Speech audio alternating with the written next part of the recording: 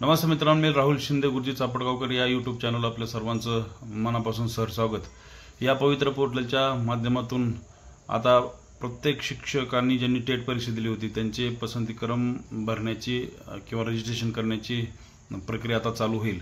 पण मित्रांनो, सगळ्यात वाईट किंवा दुःखद बातमी आपल्यासाठी ही आहे की या वर्षी शासनाने एक पत्र काढून 31 सप्टेंबर रोजी पर्यंत गेल्या संच मान्यता करण्यास सांगितलेले आहे आणि ती संच मान्यता 15 मार्च 2024च्या संच मान्यतेच्या जी आर नुसार करायची।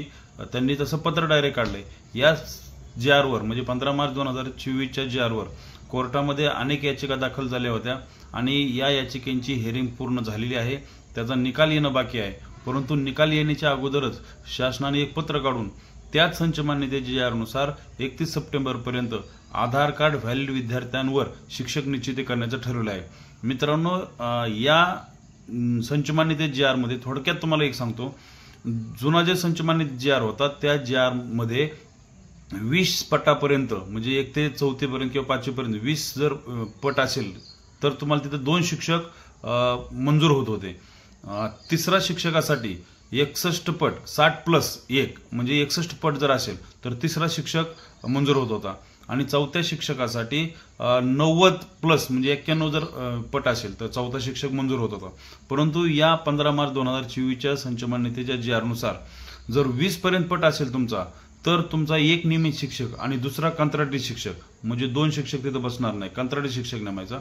त्यानंतर जर तुमचा तिसऱ्या शिक्षकासाठी जी जुन्या जी आर नुसार 60 पटाची मर्यादा होती ती आता नवीन जी आर नुसार संच मान्यते जी आर नुसार 75+ म्हणजे अगोदर जे 60 पटाला 3 शिक्षक मंजूर व्हायचे ते आता 75+ म्हणजे 76 विद्यार्थी असतील तर तिसरा शिक्षक मंजूर होणार आणि चौथा शिक्षक मंजूर होण्यासाठी जुन्या संच मान्यते जी आर नुसार 90 पटाची मर्यादा होती ती आता 110 वर नेलेली आहे। त्यामुळे या नवीन जो संच मान्यते जी आर आहे 15 मार्च 2024चा त्याच्यामध्ये शिक्षक संख्या अतिशय कमी होत आहे। मित्रांनो, त्याच्यामुळं आता एका संभाजीनगर जिल्ह्याची आकडेवारी समोर आली की आता सध्या त्या जिल्हा परिषदमध्ये कार्यरत असणाऱ्या शिक्षकांपैकी 477 शिक्षक अतिरिक्त होत आहे। हा आकडा फक्त एकटा संभाजीनगरचा आहे।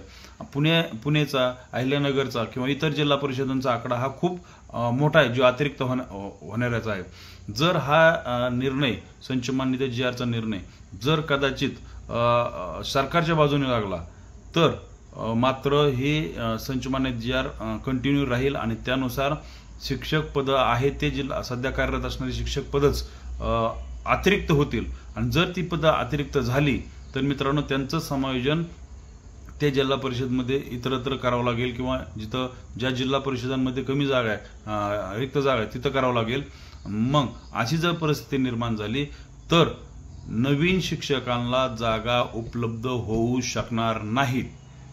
नवीन जर जागा उपलब्ध झाली नाही तर आपली भरती होणार नाही किंवा झाली तर एकदम कमी संख्यांची भरती होईल। म्हणजे प्रत्येक जिल्हा परिषदेच्या जुन्या जी आर नुसार 800-900 जागा निघण्याची शक्यता आहे, तितक्या जागा रिक्त राहतात।